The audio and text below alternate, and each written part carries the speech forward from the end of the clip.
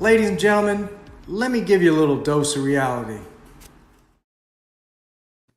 Hello, everybody. Welcome to Real Talk Fins Talk for another episode of Fins Talk Panel. And I will tell you right now, this is the last show where we're going to be talking about the draft.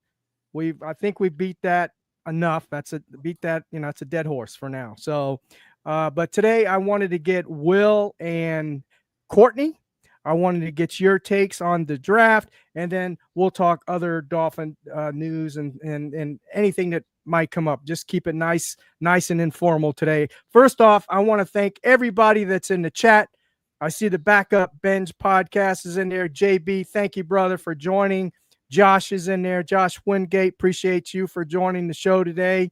Make sure you hit that like button and that little subscribe bell down there. If you're new to the channel, hit it and subscribe. Share it with your friends, your families, and your neighbors. And remember, we may not always agree everything the Miami Dolphins, but there's one thing we can agree on.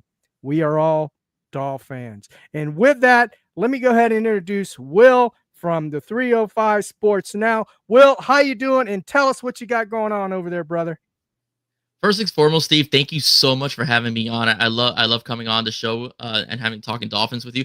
And I also love hanging out with Doll and talking Fins with her. It's always a blast, and it gets a little feisty when her and I chop it up together. First things foremost, a little bit about my show. Although my show does cover mainly all South Florida sports, like the Dolphins, the Heat, the Panthers, and the Miami Hurricanes, it's more Cane Center because that's where my audience tends to more gravitate towards. So I focus a lot on the Miami Hurricanes. So today I did a couple shorts because the Miami Hurricanes just landed the top player in the country, who's actually an offensive lineman, Jackson Cantwell, at Nixa High School over in Missouri. He's the number one player in his position and also the number one player in the country as well, all around. So I want to extend congratulations to Mauro Cristobal, Alex Mirabal, and the rest of that Cane staff for putting in the work to get that young man on campus and getting him to commit to the Miami Hurricanes. As far as episodes go, well, actually, I'll also be on. Again, big shout out my boy Q. He's the host of the I Hate Football podcast.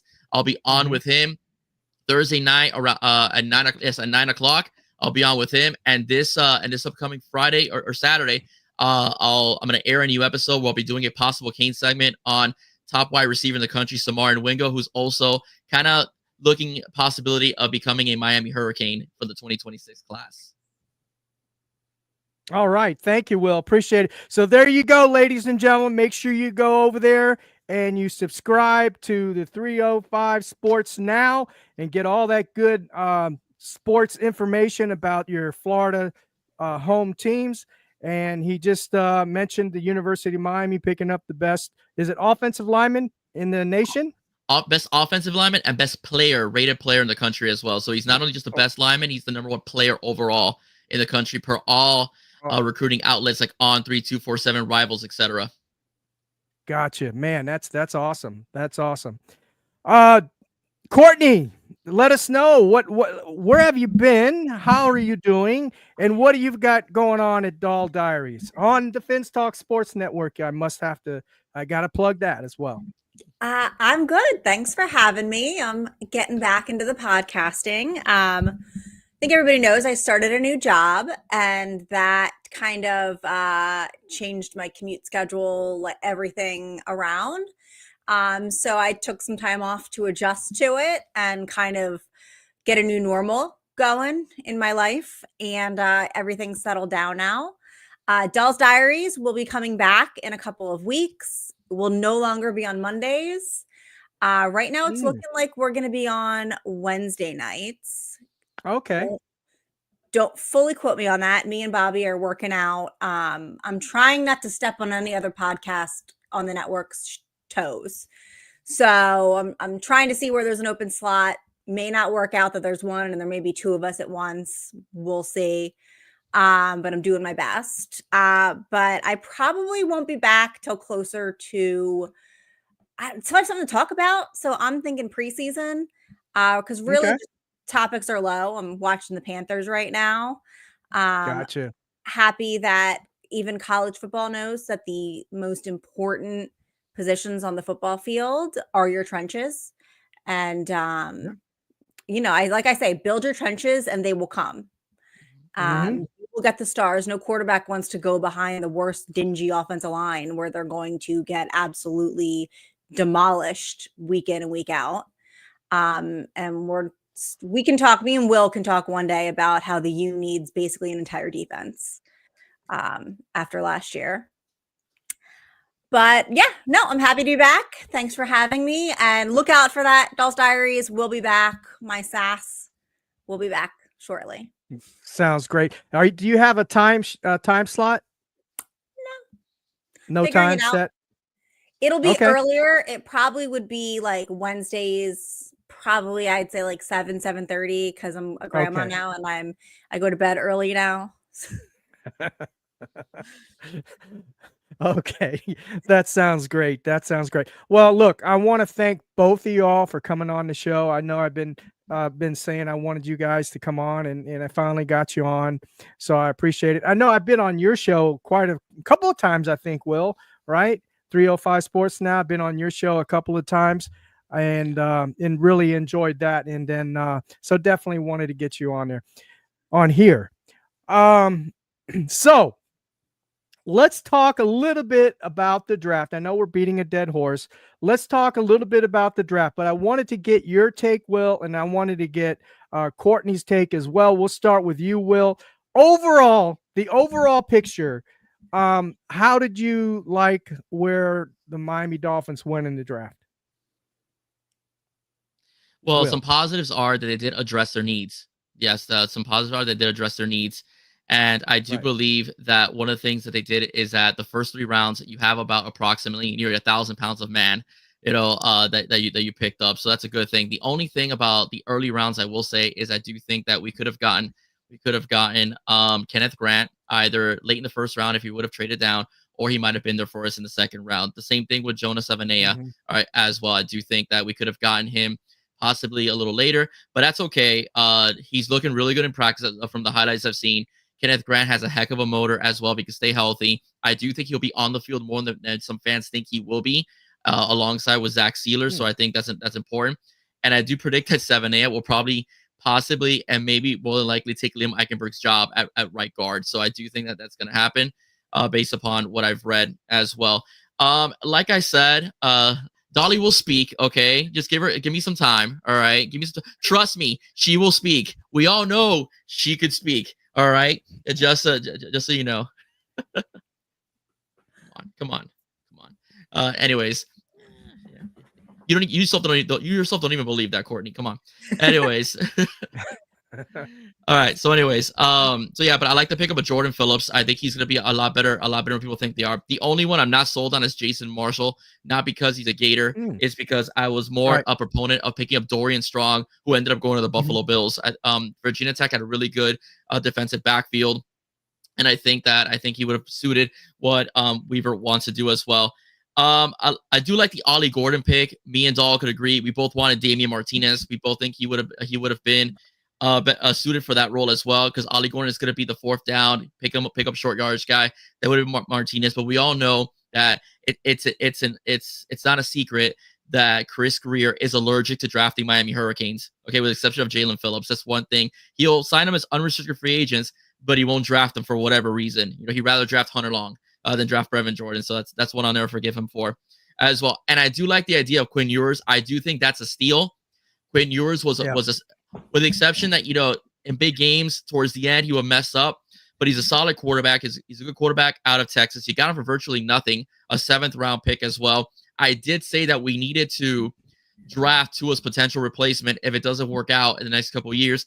And if with the right development, we might find a solid quarterback in Quinn Ewers. And who knows, he could be the next, I'm not saying he is, he could be the next Brady. Right. He could be, what Brock Purdy did early on in his career for San Francisco. So that might be something that the Dolphins might have struck gold on in the near future. So that's what I think. Overall, I would give the draft a B minus.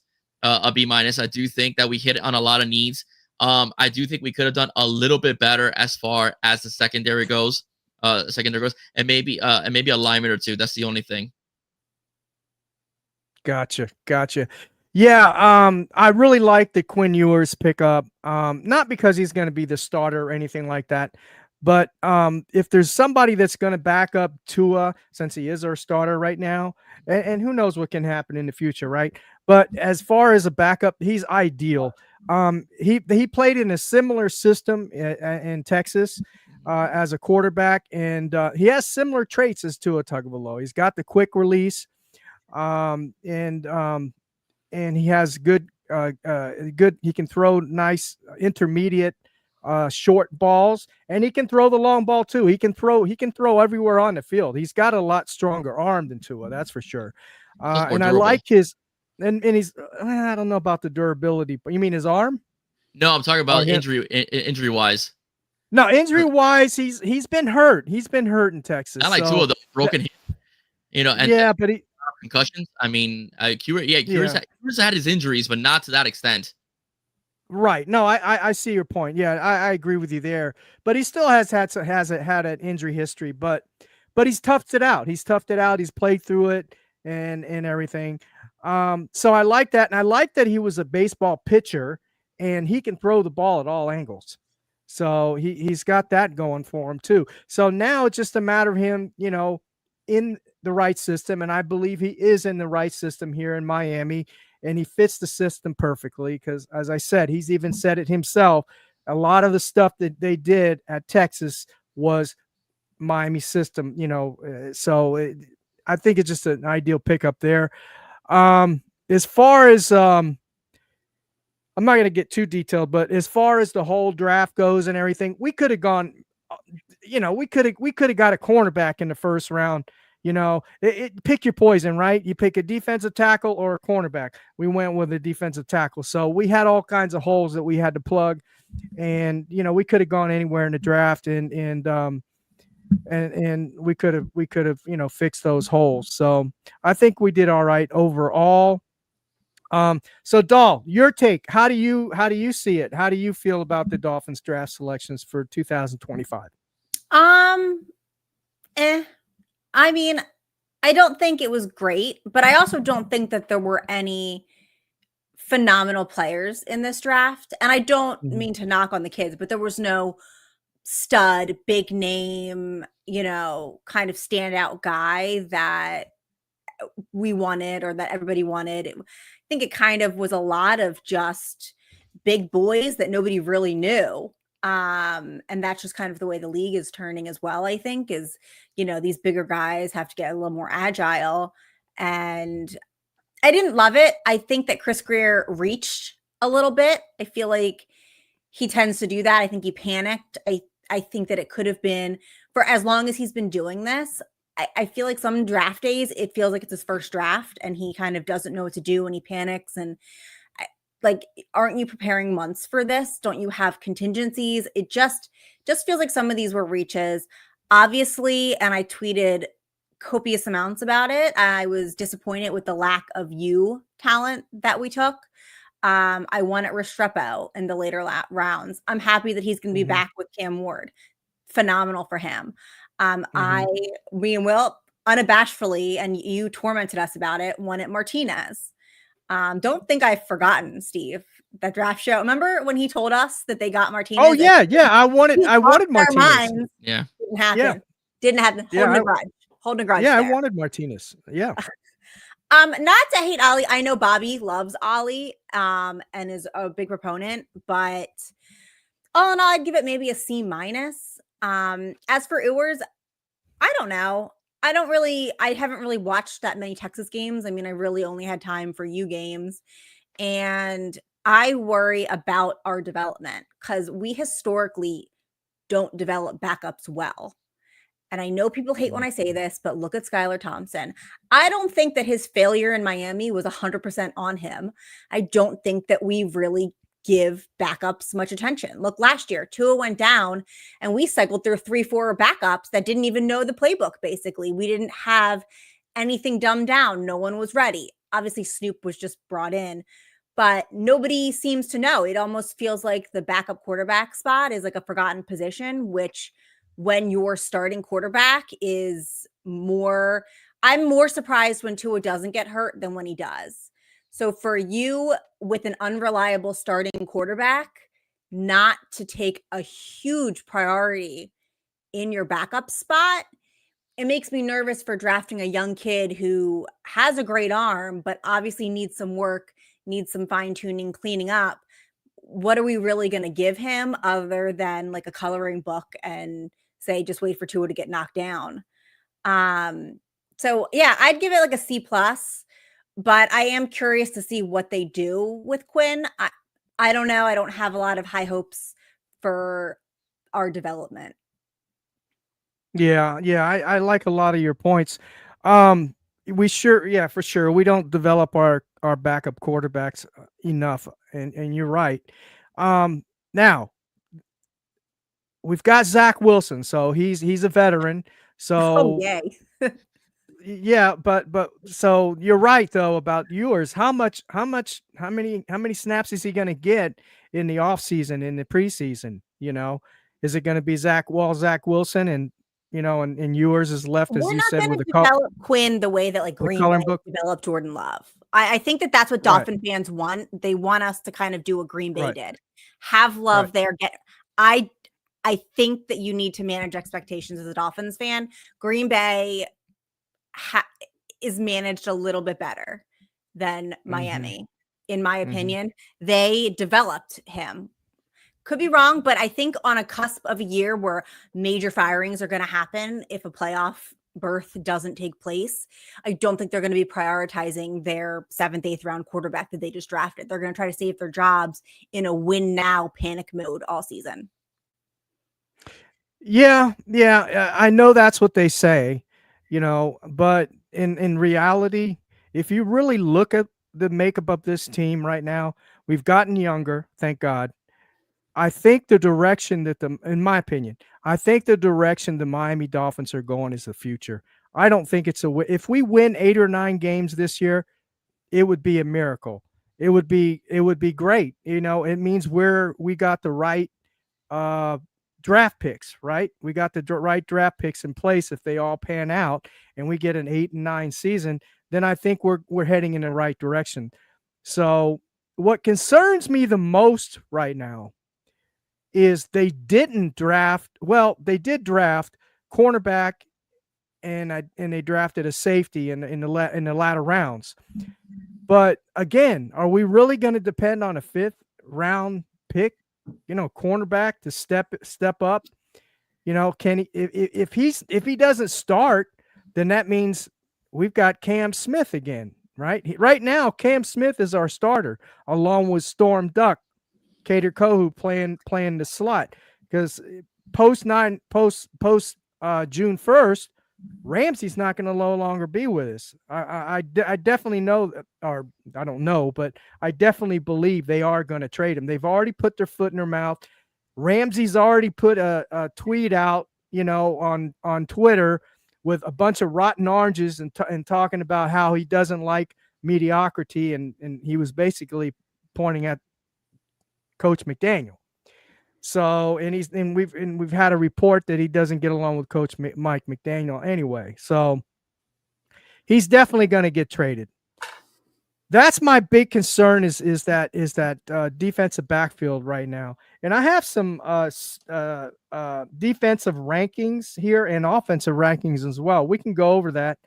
But before we get started on that, is there anything else that Courtney or Will that you wanted to say about the draft picks and what direction you all feel the Miami Dolphins are going? Yeah, I want to address a comment that was made by Utah Fins fan. Big shout out. Thank you so much for participating in the chat. In regards to reaching, I think he's the one that asked about where we reach. I do think Right. Kenneth Grant was a reach. The guy I wanted for that pick was Jedi Barron. Jedi Barron right now, him and Patrick Surtain are going to shut down both sides of the field in Denver because Jedi Barron is that good.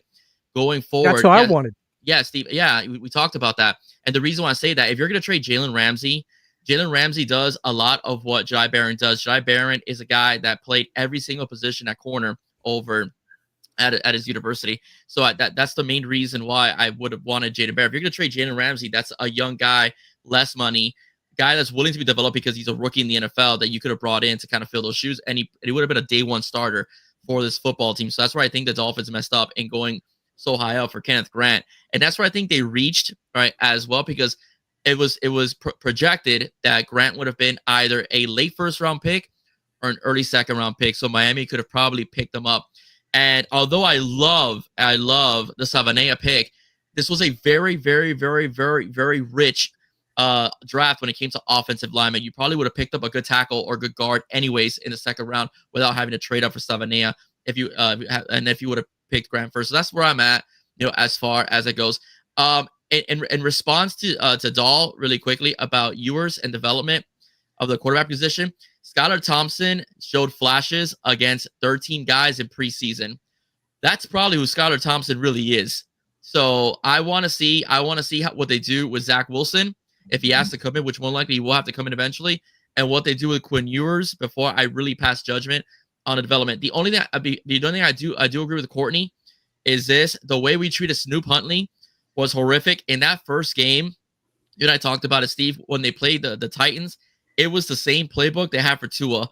Tua was in year 3 of the Mike McDaniel system. They basically just picked up Snoop Huntley and expect him to run the same amount of plays, and that is the reason why you had so many procedural penalties in that game against Tennessee. So I want to give Mike, Coach McDaniel, a little bit more of a chance when it comes to see what he does with Wilson and Ewers before I pass judgment on development of the backup.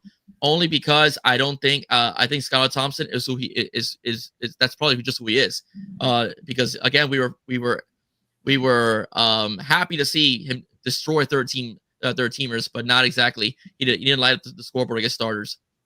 As a rebuttal, Skylar Thompson his offense has scored more playoff points than Tua Tagovailoa's playoff offense. I'm just going to leave that there with you. I respect your perspective, but if you look at the numbers, in general, a lot of that was due to the running game. I looked at the score defense and the game defense played very well that game as well. So on record, Skylar almost won us the football game. But he didn't exactly light up the scoreboard either. So that's all I'm saying. He managed that game better than Tua. He did. But Tua also the week before also lit the Buffalo Bills in the snow. This is fun, Steve. See, this is what we do. That's great. I'm enjoying it. That Skylar defense included Xavier Howard. I'm going to leave that there too. We haven't had a secondary since Xavier Howard. Listen, Dahl, we all know that when you love a player, it's forever love. And we know that when you hate a player, it's forever hate. So this is not Dahl's Diaries. I'm not going to tell me on your show a few weeks ago. Just saying, okay? Xavier Howard had lost the step. Are based in reality. No, they're not. Not all of them. Yes, not all of them. Not all of them. Not all of them. No. 100%. I'm just going to say that I've been telling for 2 years that we haven't had a secondary and that last year's secondary wasn't going to cut it. And it's just so funny that suddenly this offseason, everybody's crying that we don't have a secondary, and they're acting as if they've been saying I was out on an island by myself for the last 2 years telling you we do not have a secondary. Everybody told me that Kendra Fuller was going to be the next second coming to Jesus Christ himself. He was not. Cam Smith, I tried. No, you definitely tried on that one. I tried. You defended him. You defended him through thick and thin. I will give you that one. But you were wrong. Cater Crow, who I've been saying for like 2 years that he's okay, but you can't put him in coverage against a receiver, maybe against a tight end in the middle of the field, but he will get burnt every play. He gets confused in the middle of the field. He's just not reliable enough to me. He had one rookie year where he really flashed. But I really still don't think that our secondary, I think that Weaver is a phenomenal coach. I love him. I am concerned about what he can do with the talent that he has, unless we have to go out and get a veteran. We have to go get a big name. I don't even know. I haven't even looked at who's available right now, but we need to get a veteran out there, who is not Eli Apple. Well, here's the thing. Oh, sorry. Go ahead. Sorry, Steve. No, go ahead. Will. Just about Cater Crow. Cater Crow, who's good at nickel and tackling in space, like bubble screens and stopping the run. You can't put him in deep coverage. He gets burned all the time. But they kept doing it. Like every play. I know they did. Loved it. Fangio loved putting Cater Crow out in coverage. Yeah, but they also didn't have the personnel either. And how bad was Cam Smith? They had Cater Crow covering as well. Cam Smith couldn't even get in the building with Vic Fangio, and apparently the same is with Anthony Weaver as well, because he couldn't work with him either. So the Dolphins staff. So that's what worries me. That's what worries me about Jason Marshall, because this team doesn't have a very good history at evaluating the secondary. I mean, it's a fact. So we'll see how that goes. Yeah. Well, in all fairness, to Kendall Fuller had a solid year last year. I'm not saying he was all pro, but he had a solid year for cornerback last year. Kader Kohu, keep him in the slot because, as you said, in the boundary, he sucks. He's going to get burned. And so that is my concern right now. Now, I know Mr. Success was asked the question in the chat about what was Weaver going to do with these, as far as defensive backs and cornerbacks go, how they were going to be used and how they were going to, be played and what system he was going to use. Well, so happens I have the stats right here of the system that Anthony Weaver does play last year. The safety alignment last year for the Miami Dolphins under Anthony Weaver was single. 49% of the time they used a single safety. They used too high 51% of the time last year. The coverage scheme, 61% of the time, a lot more than half, was zone coverage. The cornerback alignment was, I don't know what that means, off. And then coverage formation was nickel. So I use a lot of nickel formation. And the defensive front was a 3-4. So I would have to say, it looks to me he's probably going to use the same system as he did last year. Now I know a lot of folks, and I know Mr. Success has said, but they drafted some big cornerbacks, and they got some big cornerbacks, UDFAs, and maybe they're going to do press coverage and be a little more physical. Maybe, I don't know. Maybe he's going to implement that in, somewhere along the line in the defense, this year, depending on the matchups, right? Depending on who they're playing, the teams they're playing. Maybe he will implement that somewhat, but that's what they've been using, last year anyway. That's the system Anthony Weaver is, to answer your question, Mr. Success. So let's get to the defense. The defensive ranking for total defense last year was number 4, total defense. The passing defense was 9. Rushing defense was 9. Scoring defense was 10. There were 21.4 points they allowed per game. Red zone, they were 4th. Third down defense, they were number 6. So all in all, they were a top, I would say, if you average all that up, it's probably like around a top 10 defense. Top 10 defense last year. So with the new additions, are they going to do the same this year? Well, can he keep up the same status quo? I don't know. But here's where they need to make their improvements, guys. They were 27th in sacks last year. As much as we want to say, oh, look at Zach Sealer, all these sacks, he was the only one. Calais Campbell had a few sacks too, but they weren't like, dynamite on sacks. Chop, he tried. He got a lot of pressures and hurries. He just couldn't get there. Interceptions, they were ranked 22.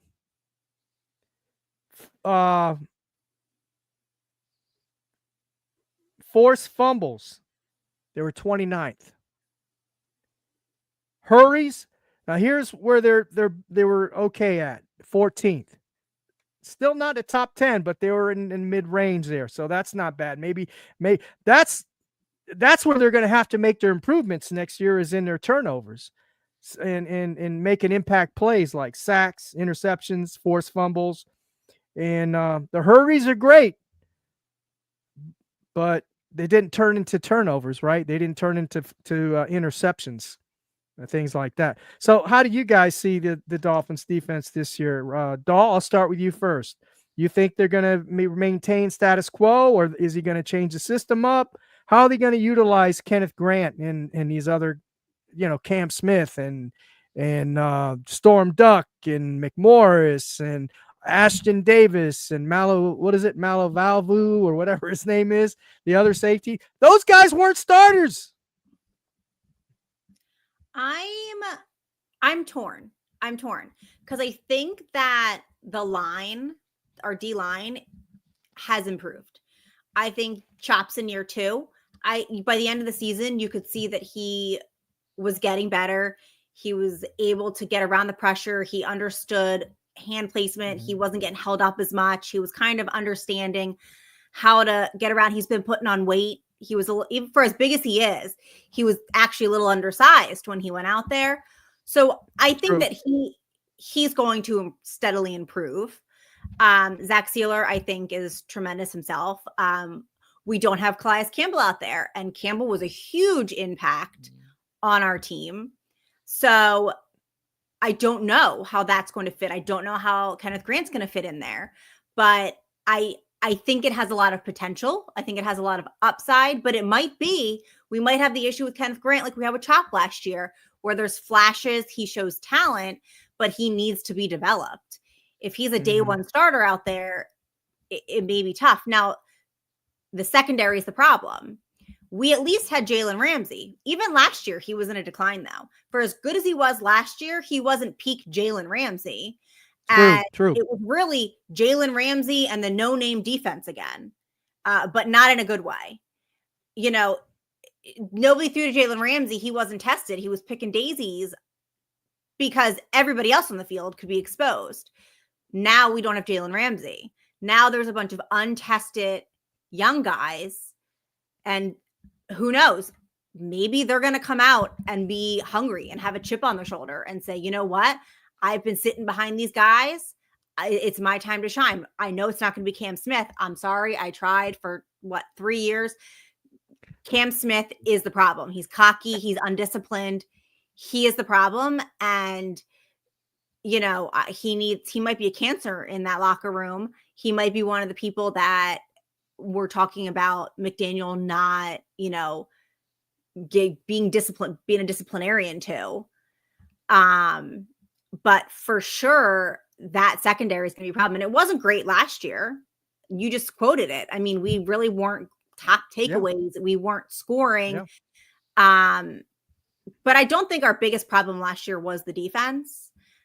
I'm hopeful that we're going to stay pretty close to status quo. I am anticipating a dip, though.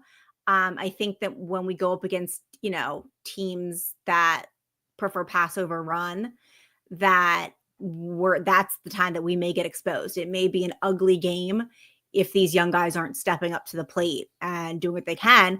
And with Weaver loving zone, we all know how I feel about zone coverage. I hate it, especially with young, inexperienced team that hasn't worked together. That's where you're just, I saw it last year too. And Ramsey, how many games have we seen Ramsey yelling at Kohu and the other guys because the receivers are sliding right in the slots, they're right in the seams, and we're getting destroyed, dinked and dunked 10, 15 yards every play because nobody thinks that the next person's going to be there. Nobody's in the right spot.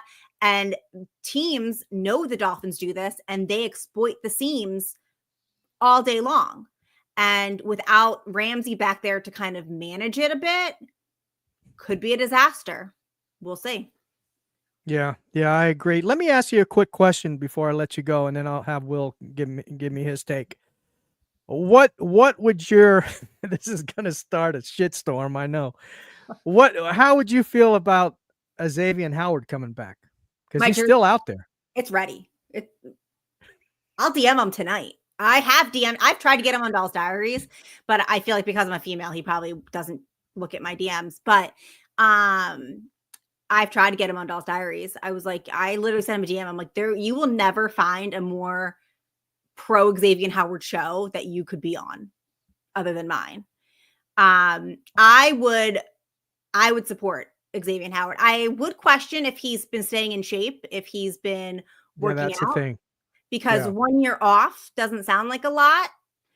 But with his mind, though, and his veteran presence, I know people are going to say strip clubs, we know he likes to party in the off season, but he could perform on the field. say what you want about what he did in his private life. Xavier Howard on the field was a dog, and he has that dog mentality. But I don't think it would happen. But we all know that I would welcome Xavier. I literally cut off 8 inches of my hair after we cut him last year. I would welcome him back on my show. I would welcome him back in a heartbeat. Okay. I just wanted to get your take on that. Fair enough. I think everybody knows the answer to that. Fair enough. Will, did you forget the question? No, I remember. No, he's about to say something that's going to piss me off. Is what he's about to do. I've done this several times. He looked like he was. His mind was just racing, man. His mind was, how can I say it? What I say is going to piss her off. Regardless, what I say is going to piss you off. No. He was aside from being in decline, he's too much of a distraction. The whole thing, what he did was weird in his private life, and it was out there a little bit too much. For the fact that you're asking this question, Steve, I blame the Miami Dolphins for lack of depth at the secondary position. That's why we're talking about having Xavier Howard come back. If I could go back to what you were referencing about, I do agree with Courtney on a few things. So I do agree with her on the fact I do think our front seven is going to be better than it was last season, and the main reason why is that what I'm hoping will be the return of Jalen Phillips and Bradley Chubb. That's going to add a bit more to the Dolphin pass rush. And I do think with them coming back, if the hurries if the hurries become sacks and potential sacks, that will lead to more turnovers. But again, the Miami Dolphins did not draft guys that could play man. Although Jason Marshall played in a system that is man oriented, I think he will get torched by these NFL receivers. So that's my biggest concern about him. Okay, so that's what I think. As far as where our defense is at, I think we are going to play a little bit more zone. The way Weaver ran it all, I do think it was run better a bit with the personnel we had better than Fangio did it. A lot of times Fangio left a lot of cushion, and that's how we lost to Tennessee. I think that even though there was cushion with Weaver's system, it wasn't enough to give teams hopes to come back. Like for example, the Rams game. That's a playoff team. It was a playoff team, and I thought that was our best defensive game of the year, my personal opinion, as far as the way the scheme was called. So I do think the defense will be better. I am concerned about the secondary. Losing Javon Holland is going to be a little more impactful than what I think the fans believe. And the reason why is because Javon was experienced. That's a veteran that you may have to replace either with somebody that you'll pick up on cut day once the preseason ends, or you'll have to start a very inexperienced young player, right, as well. So we'll see. Dante Trader does have potential. He's a safety out of Maryland that we picked up in the 5th round. He's a tackling machine as well. He's pretty decent in coverage. He could be the diamond in the rough that could replace Javon Holland. So we'll see how that works. But again, we are a very young team. Our secondary is going to be a bit inexperienced as well, and guys that don't have the talent of the past guys like Xavier Howard and Jalen Ramsey. So that's my concern about the defense. The front seven is going to have a lot of pressure. Zach Sealer, Kenneth Grant is going to be expected to do a lot. Chop Robinson will be great, is great when it's 3rd and long, okay, and 4th and long. Okay, that's how I think Chop will be at his best, when you just tell him, go get the quarterback, because that's what he did for a good stretch. I think correct me if I'm wrong, did he have like 6 sacks in a 4-game stretch, if I'm not mistaken? Yeah, he had somewhere near there, yeah. Yeah, but about that. So that's what I'm saying. Second year, more experience, bigger, stronger, and third and long situations and passing situations, he could be dynamite. That could lead to turnovers, forced fumbles, or just we get the ball back on offense. So that's what I think. But I am worried about our secondary. I completely 100% agree with Courtney. I know she's not used to hearing that. Okay, but I do 100%. No, I do no. I'm not gonna give you that one. So anyways, but I do think our secondary is a concern. Okay, Kader Kohou needs to stay on at a nickel position in the slot. Yeah. Do not put him in the boundary. He'll get smoked. Yeah, I agree with you 100%. And I did forget to mention, we did pick up a defensive player off waivers today. Matthew Butler, defensive tackle from the Raiders. Okay. 6'4", 290 pounds, 25 years old, 3-year veteran. He's only played 15 games in 3 years. Now, I don't know if that's due to injury or just not talented enough. I don't know. But we did pick him up. And I know the Dolphins have been in the they had a visit with Rasul Douglas. Yes. They had a visit with him, and he left the didn't agree to any kind of terms, and he left. And now he's going to Seattle for another interview with them. So we're still looking. Chris Greer's still looking, but there's a lot of scraps out there. That's all there is scraps. Rasul Douglas has been hurt. He hasn't been good. Now, the guys we get now, whether they're veterans or not, are not going to be good. So I don't know what folks are expecting. It is what it is. This is who we're stuck with. This is the defensive backfield that we're going to end up playing with this year. These guys that we have on the roster now are going to make it or break it. But I agree. I think that is our weakest link right now is the defensive backfield, especially when Ramsey goes. But if we can get, as you all said, if we can get the pressure, if depending on Jalen Phillips, maybe he doesn't even start the first game. I don't know. Who knows? I know they kind of worked him in a little too quick, in my opinion, last year. Maybe they'll, wait 2 or 3 games before they allow him to get some reps. Remember, Bradley Chubb, he's been out all year. Yeah. He was out all year, so he should be ready to go. But we'll see with him too. So those are the keys to this defense this year, is basically those 2 edge rushers right there. And I do believe Chop Robinson, I believe he will improve. Now, as far as filling Calais Campbell's shoes with Kenneth Grant, remember, guys, he is basically he's the next Chris Wilkins, right? He is filling Chris Wilkins' spot, like as Calais Campbell's was filling Chris Wilkins' spot. Now he steps up. He is supposedly going to be the future, filling that spot that we missed with Christian Wilkins. Now remember though, Christian Wilkins took 2 to 3 years to develop. So that is why I'm saying the way the Miami Dolphins, it may look like they're in a win now mode. They will say they're in a win now mode. I don't think they're in a win now mode. I really think they're in a soft rebuild at this point, and I think they're looking more towards the future just by the way that they've drafted and they've gotten younger. So anyway, that's my opinion on the defense. Let's talk a little bit about the offense.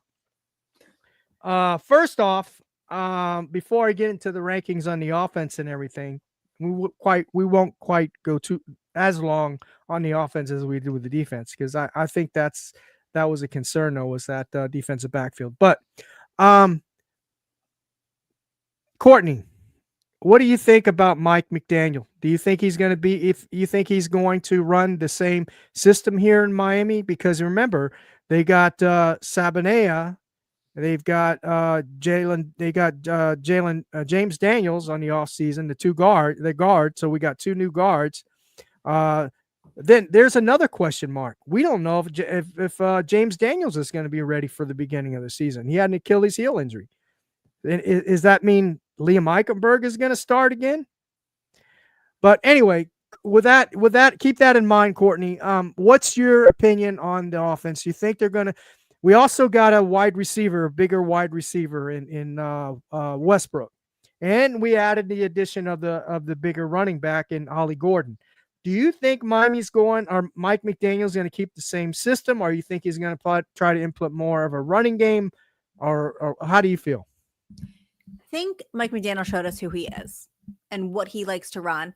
Also, remember, our offense is limited by Tua and what they think Tua can excel in and what Tua needs. So this offense is catered to your starting quarterback. As long as he remains the starting quarterback, I think that you predominantly know what you're going to get out of Miami. You need the speed, you need the timing, and you need Tua to be comfortable and run the offense that Mike McDaniel's been running. Now, that's not to say that Mike McDaniel hasn't made improvements. We have a tight end. We utilize our tight end. Good point. Yes, we did have it. We got another tight end as well. So there are improvements, but I'm hopeful that he sees it. But if you remember, even into last year, he still abandons the run. For whatever godforsaken reason, Mike McDaniel hates running the football. Maybe getting this big back will help him on, 3rd and short, 4 and 1, anything to be seen. But I do know that when Mike McDaniel gets down and because he thinks he's smarter than everybody, if he thinks if he thinks you think he's going to use that new big back, he is going to throw the football. He is going to do something cute in the backfield because he thinks you think he's going to run the ball up the gut with your big back. And he does it all the time. You think he's going to do one thing, he does the other thing because he doesn't want to be predictable and he has to be smarter than everybody. But we'll see. But I think predominantly the bones of our offense will not change because it cannot change for Tua. Right. Slight tweaks and slight improvements can be made. But I think what you see is what you get with Mike McDaniel and Tua. Yeah. Yeah, I agree. I personally don't think they're gonna. I think the West Coast, outside zone offense is going to be in place, and I think, as you said, he might improve a little bit, maybe by adding Ollie Gordon. Maybe he'll try to do a little more inside the zone running with that West Coast offense than he has in the past. I mean, for goodness sakes, he was a run game coordinator in San Francisco 49ers. What's up with that? But yeah, so I think he will try to he'll try to utilize the bigger wide receiver in some form or fashion, and we've got the bigger we got the tight end Brown that we got. He's supposed to be a better blocker, so that's where I think maybe he will try to implement that inside zone, especially with the two guards we got now, bigger physical guards. Although Severnaya or James Daniels is really not the big power back that everybody thinks he is. He's a big man, but he's more of a finesse blocker. Okay, he's not the big power back as any power blocker as everybody thinks he is. He's definitely a lot better than Liam Eichenberg or Robert Jones, but he's not the big power back that everybody thinks he is. Zephaniah, that there's still a case out on him, right? We don't know, and we don't have any evidence of what he's going to do in this offense until we actually see him step foot on that field and play. But yeah, very good points. Will, how about yourself? How do you feel about this? First of all, my apologies. My dog walked in, and I think the ports on my USB damn ports on dog. my laptop. Yeah, he knocked the cable, and because I've had microphone issues, but I just figured out it's not the microphone; it's my computer. The USB ports, they're kind of iffy. So on several occasions, it'll knock off. And the reason I found out it was a microphone because I use a different microphone for a different podcast, and it's happened again. So I figured out it was a USB port. So my apologies.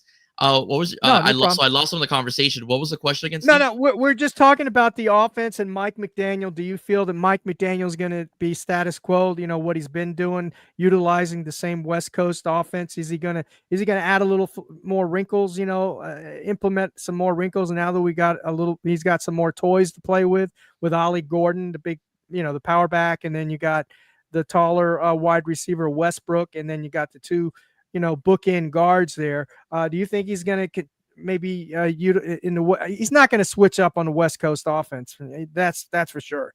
But he is he going to utilize it in a different fashion? Is he going to use those pieces that he has now in a different fashion than he has in the past? Well, that's the goal. That's the intention. At least that was the intention when you signed Daniels. That was the intention when you signed Savanea. Right. That's the intention when you drafted Ollie Gordon, is that you want to be more physical, because the reputation the Dolphins have on offense is that they're really soft and they're getting blown up on 4th and 1. So that's why you picked up a Savanea and Ollie Gordon that could adjust to whatever circumstance happens on short yardage. I mean, it's very hard. You can't teach an old dog new tricks. So I agree with Courtney. I heard when she said that more than likely he'll get cute. And I do think we'll see that out of Mike McDaniel.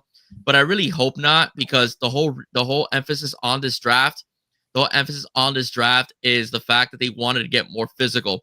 The Dolphins are a soft team. So the reason why you have a big Samoan at guard is so he can drive people to the ground and pancake them. The reason why you picked up a big back like Ollie Gordon is he can lower his shoulder and get you that 4th and 1, get you that goal line touchdown. That's the main reason why. So do I think that he could change and become more physical? Absolutely. And to his credit, he did make some adjustments. He did use the tight end last year, Jonnu Smith, because they're playing a too high set on the defense all the time. And Tua, unfortunately, doesn't have the arm strength, okay, to surpass a too high set. So what do? You went they gave him the middle of the field, and that's what he did. He utilized Jonnu Smith to the best of his abilities, and occasionally, every so often, the big play would come. So that's what I think. But I do think I'm hoping that Mike McDaniel, now being in another year, seeing that they're adjusting to the scheme a little bit, can be a bit more physical and use that big offensive line, use that big back, okay? Use that big back, and that way we can win some more football games this year. Although they're in a soft rebuild, and I do think that Chris Greer feels he's not in trouble, so much so because they might give him another year. Hence the reason why we're drafting more towards the future and not in a win now mode the way it looks. And by the way, what's up, Adrian from the Rainy Day Pod? I saw you, my man. Yeah. So, okay. So you feel we're going to be doing a little bit of the same, probably just the only addition that he will add to this offense is maybe a little bit more of the inside zone running, more of the power running, or at least try anyway. I think so. That's why you drafted Ollie Gordon. It's because we couldn't get that 4th and 1. We couldn't get that 3rd and 2. We were throwing, on the 1 yard line, in position to score a touchdown. Use your monster. I mean, give it to him. Yeah. All right, let him drive those legs and get in the end zone. That's the way I see it. Yeah. I agree. I hope that's the case. I hope he does utilize that running back, and he utilizes the that wide receiver we got and the tight end the right way. But let me go over to the offensive ranking from last year. And remember, the first year Mike McDaniel took over, we were like the number 1 offense. Yeah. We had the 7th best running game in the league. Okay, so total offense for Miami last year, they were ranked 18th. Passing offense, they were ranked 15th. Rushing offense, we need big improvements here. They were ranked 21. Scoring, they were ranked 22. Yeah. Red zone, in the red zone, they were ranked 16th in the red zone. Third down, in the third down conversions, as we were just talking about, Will, they were ranked 25th. Yeah, 25th. Sacks, the offensive line was ranked 15 in allowing sacks. And I think, well, I don't know why I had penalties, we were ranked 21st. So we had a lot of penalties. So the improvements of next year definitely got to improve the penalties. And I hope that he eases up on all these motions and all this kind of stuff and cheat motion and all that stuff, because that's what's causing a lot of these penalties, in my opinion. Right? And then they've got to improve. They just got to improve the offense, period. Total. All down the line. They've got to make some improvements and adjustments. And I'm hoping with the additions of the draft pick and the Jalen Daniels and Westbrook. And don't forget, we also got Madison as well, the other running back, who's a big guy too. Although he had a drop off last year in running the football as far as yards. Once he was tackled, he was tackled. He didn't gain any extra yards after that. So it was pretty bad. How much do you want to bet, though, that half of those penalties were Julian Hill? Well, I don't know about half, but there was a lot of pretty close, pretty damn close to half. Yeah. Well, hey, according to Terran Armstead, before he retired, he said Julian Hill's going to have an outstanding year this year. He's going to have a breakout. He's going to have a breakout season. Terran Armstead's a nice guy. Terran Armstead's a very nice guy. The ultimate team player. Julian Hill sucks. I'm sorry, and he's a fumble machine too. So it's like, no. Well, we got some tight ends. Now we've got Brown, and we've got Julian Hill, and I'd like to see this guy that everybody's talking about and raving about, the tight end Is it Coyers? I don't I think remember, he's from honestly. Texas. Yeah, I think he's from Texas. Tight end. He's supposed to be a really good blocking tight end. So that's another maybe addition. But we got like five or six tight ends on the roster right now. I mean, I don't know how many did we keep last year. Was it 3 or 4? I don't remember. So we had I think Smythe. 3. we had and we had Jonnu Smith, Smythe, Julian Hill. I'm missing one. There was another one too. Did we have another one? Tanner I think- Connor, Rusi. What Hayden, or was he didn't get elevated from the practice squad? It was the rookie that I liked. No. Yeah, Hayden Rusi didn't Yes, get elevated. Hayden Rusi. Yeah, he didn't get elevated. I guess So about 3. intent. Yeah, I think it was 3. So and the Finn On yours, Faithful Rafael pod. Corbin, I mentioned it. Sorry about that. Yeah, that's him. The Finn's Faithful podcast, George over there in the Finn Faithful podcast did an excellent job on breaking down the rookie and veteran roster, the whole roster basically, and he broke it down into each category, position, how many players we have in each of those positions, and it's a lot of folks are talking about all these guys and he's this and he's that and he's great and he's going to do this. You can only keep 53 men on the roster. Yep. You know what I mean? I mean, how many wide receivers are you going to keep? 10? Because everybody, we get another wide receiver. It's like, he's going to be great. He's this, he's that. Come on. I mean, I could probably name off the wide receivers we're going to keep off my hand right off the bat.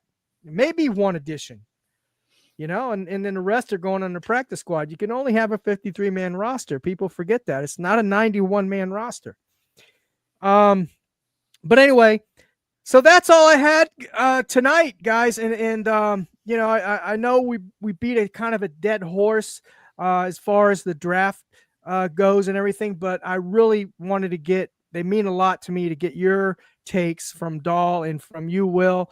I wanted to get your takes on the draft and going forward, no more draft talk. We're just going to talk everyday talk, news about the Miami Dolphins from now on this channel. So we're not going to be beating a dead horse anymore, guys. But anyway, I appreciate everybody that joined the chat tonight. I really do. I see a lot of folks in there. Raphael, Adrian, Mr. Success was in there. Elwood was in there. A lot of folks that I saw in there. I appreciate you for joining. If you're new to the channel or if you're watching from another platform, come over here to the YouTube channel, Fins Talk Sports Network, Real Talk Fins Talk. Hit that subscribe button, share with your friends, your families, your neighbor, and don't forget to hit that like button as well. Will, where can people find you again? All right, so you can find me. You can find me on X. Okay, William Padron at 305 Sports. Now you can find my channel. I like on YouTube. that. I like that. I like the way he said that. William Padron. I like that, baby. That Cuban came out. I did. It did. It definitely did on that one. Just a little bit. Yeah, at 305 Sports Now. You can find me on X. Okay, you could also find me on Instagram. My Instagram is private. But if you are a Dolphins fan, I see you are a Dolphins fan or a Canes fan, I will follow you back, right, as well. And then also, of course, my YouTube channel, right, on 305 Sports Now. Just hit that like, subscribe button. You'll find, if you like the Miami Hurricanes, the Dolphins, etc., you'll see a lot of content on there. I've been doing a lot of shorts lately, too, to keep up with the Panthers as well. So please like, share, and subscribe, everybody. Sounds great. And Courtney, where can they find you? And I know because you are such a great fan of Tua Tagovailoa that everybody's going to come over there and follow you, right? Right. Yeah. I didn't say anything bad. I just said factual statements about him. No, you just said the truth. You just said the truth. I'm neutral when it comes to Tua. We all know that my eggs lie in the defense. You can find me on Twitter, on Instagram at doll_fan, PHAN 72. And also right here on Finstock Sport Network. That's where Doll's Diaries will be, to be determined what day and time I will be moving myself to. But keep a lookout for that. I'll post it on all my socials, but mainly you can find me on Twitter, just absolutely just bantering with whoever wants to banter with me. All right. Sounds good. Again, ladies and gentlemen, I really appreciate you for coming on tonight. I really do. And it was short notice. And I know there was a little mix up on the days and the times, at least with you, Will, there was. I'm glad we got it straight. I'm glad we got it straight. So thank you for joining again, everyone. We'll see you next week, same time, same channel, Tuesday, 7:30 Eastern time, right here on the Fins Talk on the Fins Talk Sports Network. So God bless, and remember, Dolphins #1.